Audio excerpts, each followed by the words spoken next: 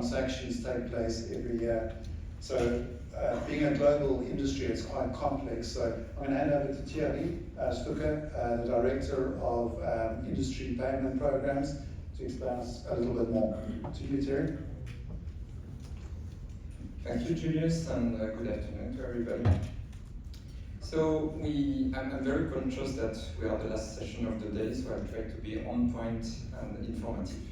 So we have three main topics that we are going to cover. So first of all, the importance of passenger customer payments, so both in terms of volumes you are going to see and the cost for airlines. We are going to share also some key findings on payment issues we have found and new trends, and what could be solutions to address them. So we do an airline industry payment cost study refresh every 2 to 3 years with the company Edgar Company.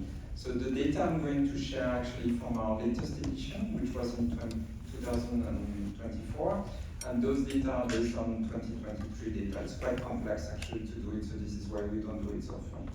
So as we share right now, so airlines are processing almost $1 trillion of payment value in our payment system, which is obviously key to the cash flow of the airlines. $1 trillion is really huge in terms of value, and you think that this has to go flawless actually in those systems. So out of this $1 trillion, roughly 80% is related to passenger revenue, which includes ancillaries. But the airline also collects all kinds of charges. And a big part actually related to government taxes and airport charges. So roughly 91 billion. So which obviously those parties expect to be paid on time. But actually it's the airline who pick up the cost of the payment.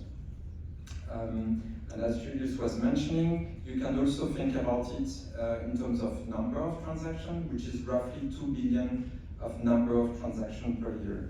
So you can imagine that the smallest process issue repeated across hundreds of millions of transactions impact both the customer experience and revenue and cost. So it's very sensitive. So we are now going to look at areas where things are not working very well, and the impact they create on cost of payment and revenue loss, the impact they have on reliability of the payment option. But unfortunately, the world does not stop while we look at those issues, and we're also seeing that customer preferences are changing, which creates, if you want, a double challenge for airlines. So first, let's start with payment cost. So the $1 trillion I've just mentioned cost the airlines $22 billion per year, of which 18 billion are related to payment fees. And here I'm going to define a notion that we are going to use throughout. So what is a payment instrument? So a payment instrument is the thing you use to pay. It can be banknotes, that's the most obvious one. It can be a debit card, a credit card, a payment wallet. So these are payment instruments. So 18 billion is the cost of processing these payment instruments. And in addition to this $18 billion, $4 billion are related to the airline's own operating costs. So think about payment system, adapters, compliance, and so on. Another way to look at this $22 billion is we looked at how much related to consumer and how much relates to corporate. So consumer payment costs roughly 15 billion out of the 22, and corporate payment costs roughly 7 billion.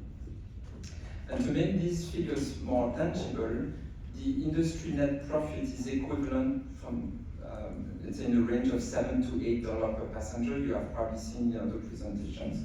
And the payment cost is roughly $4 per passenger.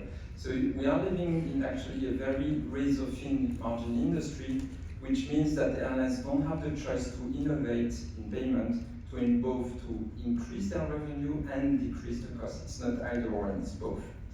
So on the flip side, we contributed to a McKinsey research in 2022, and here there were some interesting key findings, which were that if airlines include payment in their commercial strategy, they can create by 2030 $14 billion of value. So which is both driven by increasing the customer reach. So what is the customer reach? Is accepting basically the payment instrument of choice of the customer, reducing friction and cost savings opportunities. So secondly, let's look at the customer experience. We do, probably you know, every year a global passenger survey, and these results come time and again. So customers are facing actually noticeable payment issues, which is leading actually to customer dissatisfaction and revenue loss for airlines.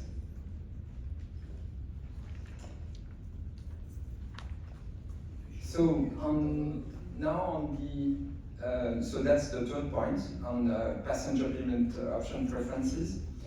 So obviously physical cards are still the main form of payment that customers are using. But other options, and we see this trend increasing towards instant payment and digital wallet are growing. And we observed also that payment habits and preferences vary significantly by region. So if you think, for example, about North America, where the main payment instrument is probably a debit or a credit card, and if you go to Asia, where actually the main forms of payment or the favorite ones are payment wallets. But what was also interesting is we found that age group have very different, so within the same continent, they have very different expectations. So I'm going to take the example of my own family.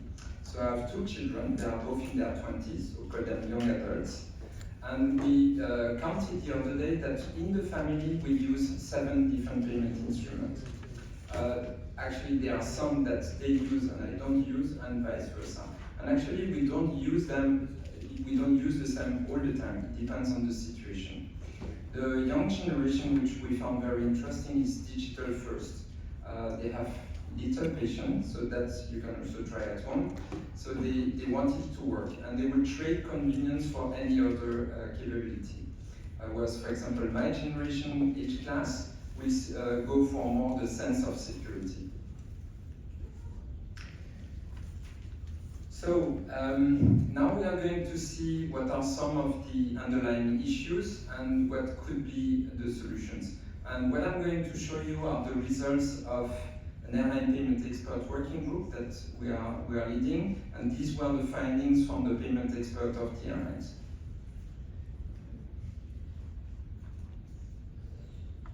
Okay, so first of all, let's start with standards. So standards are these invisible things that everybody assumes they work, but actually what happens if they do not fulfill their intended purpose anymore?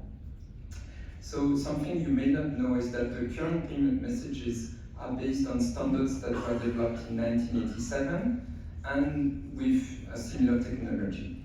They have been the workhorse of the payment industry for 40 years. And if you think about it, that's quite remarkable.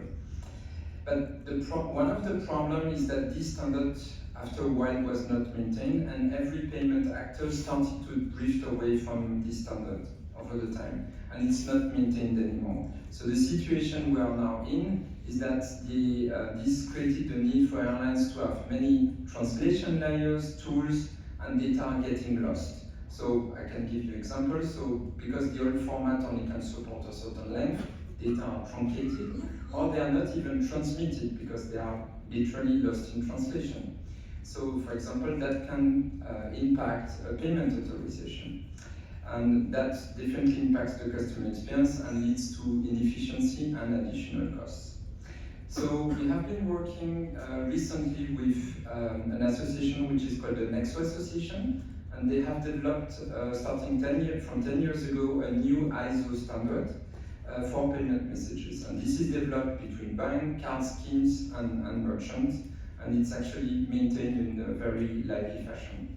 And this standard is already implemented in 31 countries, and they are referencing roughly 5 billion payment transactions as we speak. So this is twice, if you want, the airline industry, more than twice. And basically we are now working with airline members and other payment actors to assess the standard for the airline industry. And obviously, if we want to implement it, this is a whole ecosystem that needs to change. One airline alone cannot do it. It requires all the payment actors to be part of it, and also because of the interconnected nature of our industry, let's say many people need to move together.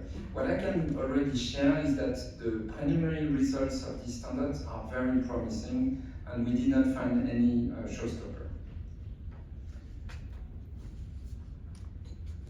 So we also saw just before that customers have changing needs.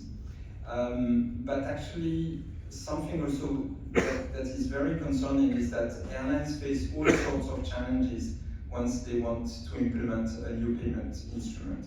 So all the airlines we talked to said that it takes 9 to 12 months to implement one payment instrument in one market. And obviously that's a bespoke implementation. So which is obviously slowing airlines in adopting those new payment methods, and it's difficult for them to meet the basically demand of the customers, so that, and therefore they cannot reduce the transactional and operational costs.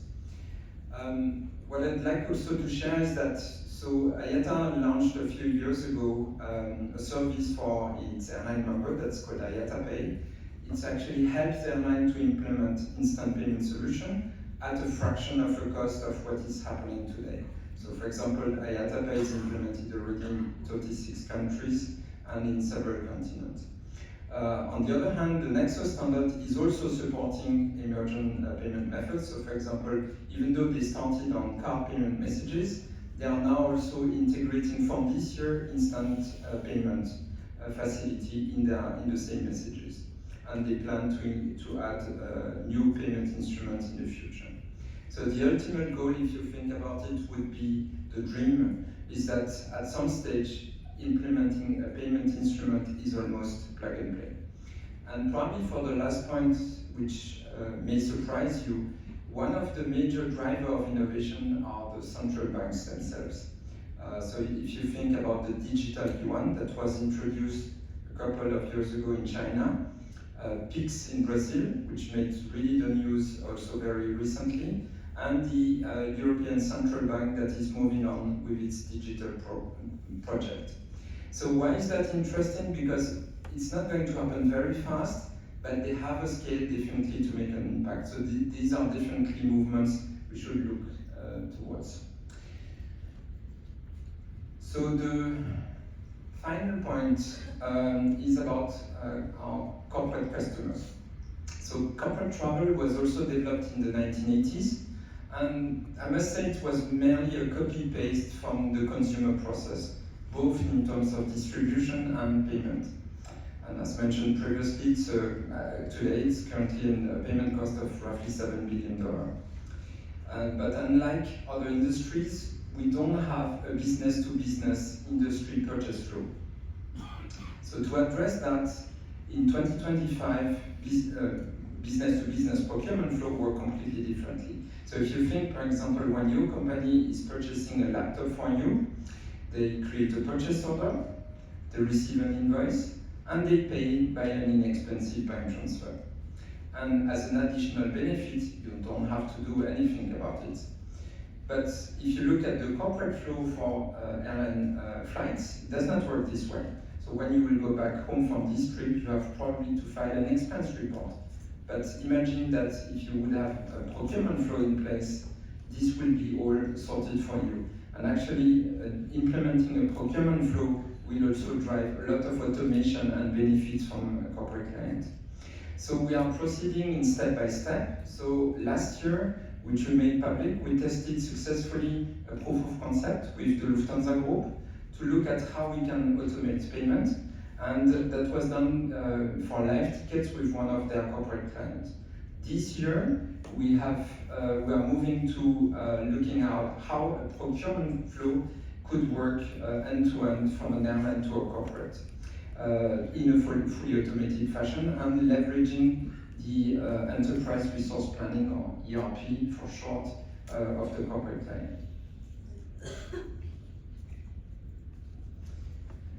So in conclusion, we believe that the time has come to start retiring, obviously that's going to take time, but to start retiring the old standards and to move to new and innovative both standards and processes. And basically with the airlines, we'll assess that will drive better customer experience, reduce friction, and reduce cost, and bring basically benefits for airlines and their customers. So, thank you, Thierry. If there's any questions in the room? Yes. Is there a microphone? Oh, yeah. So I'd like to know what contributions, if any, the big system in Brazil had to you, to the system you were developing. So, you mean IATA Pay? Yeah. Yeah. So let me see. So I'm not the product manager of IATA Pay, but we can get back to you on that, whether it has been integrated. But in many different countries, so 36 we have already implemented, but the peaks went really fast, and it's extremely popular in Brazil, as you may follow. Okay. So we'll come back with a specific answer on that as well. Any other questions in the room? Great. Why does it take airlines so long to implement new payment methods, given that it's probably a matter of paperwork rather than technology a lot of the time, or is it?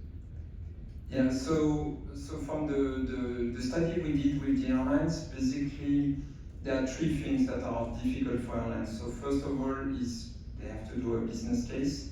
They have, let's say, legal aspects, which is different from every payments instrument to the other. But secondly, the technical implementation is very long. So it's a bespoke implementation every time for each payment instrument. So it's not like you have, let's say, one standard and you just can plug in a product. So this is why we're actually working. If those messages could be standardized, it does not solve everything, but this technical part would take much less time. And actually many airlines are kind of hesitating in implementing a new payment instrument because they may not know if it will pick up. So it's quite an investment to implement. So if it would be shorter, they can test. If it does not work, they just pull out. Anyone else? Going once? No? So I think we'll call it the end there, and I'm going to hand over to Tony to say a few final words. Thank you, everyone.